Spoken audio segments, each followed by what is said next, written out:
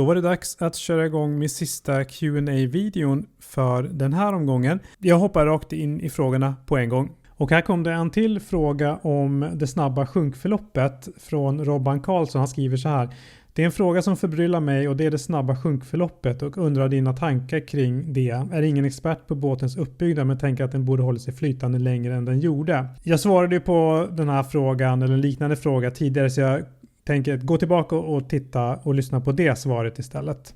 Vi går vidare till nästa fråga som kommer från UVS Sveid Media.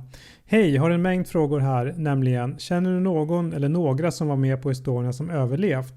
Och hur ser du på de konspirationsteorier som går omkring Estonia? Skulle du själv vilja dyka ner och undersöka vraket? Bra frågor. Jag känner ingen som var med ombord på Estonia. Och när det gäller konspirationsteorier så är jag väl egentligen inget stort fan. Det är sällan som de bidrar med något konstruktivt. Men när det gäller Estonia så kanske det är lite annorlunda ändå. Man kan väl säga att det är väl tack vare vissa konspirationsteorier som det nu är en ny undersökning på gång. Även fast jag kanske inte tror att någonting kommer förändras i grunden. Orsaken till olyckan tror jag inte kommer att vara en annan när den här undersökningarna är färdiga.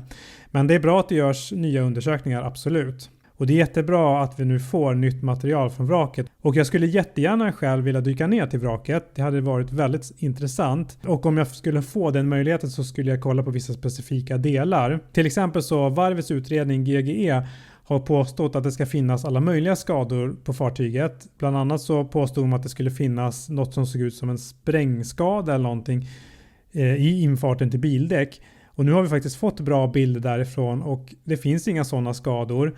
Så jag skulle vilja undersöka hela infarten till bildäck, se om det finns några av de här skadorna de påstod överhuvudtaget. Och de har även påstått att det ska finnas en skada på undersidan av babords bryggvinge.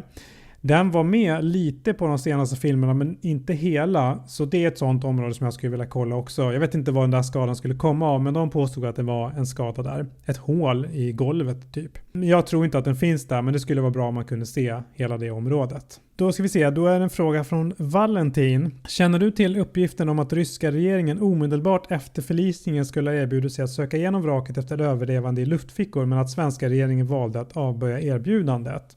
Just det erbjudandet har jag letat efter, men jag har inte hittat det. Jag har hört talas om det, men jag har inte hittat någon dokumentation. Jag har letat mycket på Estonia-samlingen men inte hittat någonting.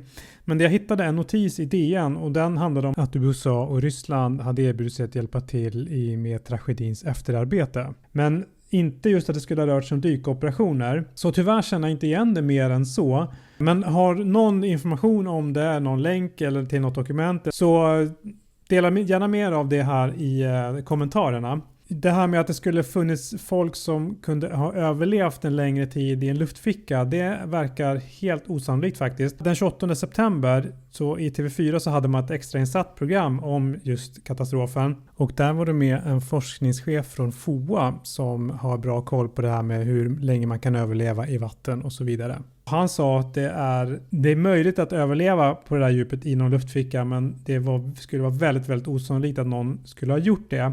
Den här experten sa att någon skulle leva då den 28 september och när det där programmet spelades in på kvällen var uteslutet. Det var alla frågor för den här omgången. Det är ett par frågor kvar och de är ställda på engelska, så jag tänker att jag ska göra dem i en separat video lite längre fram.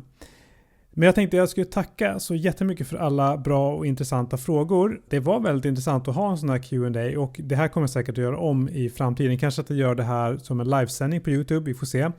Men tack så jättemycket för att du har tittat på den här videon och även videorna innan, så hörs vi igen i nästa video helt enkelt. Ha det så gott. Hej då!